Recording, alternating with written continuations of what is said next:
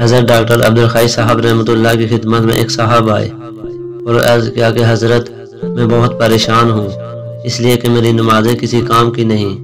جب میں سجدہ کرتا ہوں تو میرے دماغ میں ایسے گندے اور غلط خیالات آتے ہیں کہ بس تو وہ میرا سجدہ کیا ہوا، وہ تو ایسے ہی ٹکرے مارنا ہوا۔ میں تو بہت پریشان ہوں کہ کس طرح اس مصیبت سے نجات پاؤں۔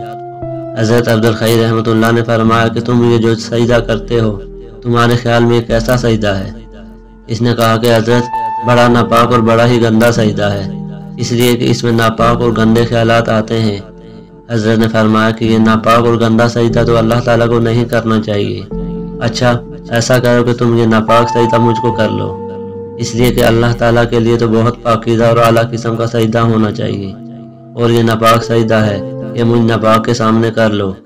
وہ صاحب کہنے لگے توبہ توبہ، آپ کے سامنے کیسے سجدہ کر لوں؟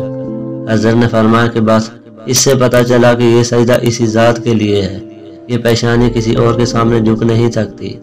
اس سجدے میں کیسے ہی گندے برے اور نفسانی خیالات کیوں نہ آ رہے ہوں، لیکن یہ پیشانی اگر جھکے گی تو اسی کے در پر جھکے گی، لہذا یہ سجدہ اسی اللہ کے لیے ہے۔ اور اگر یہ فاسد خیالات غیر اختیاری طور پر آ رہے ہیں تو انشاءاللہ یہ تمہارا کچھ نہیں بگاڑیں گے، یہ اللہ تعالیٰ کے یہاں معاف ہے۔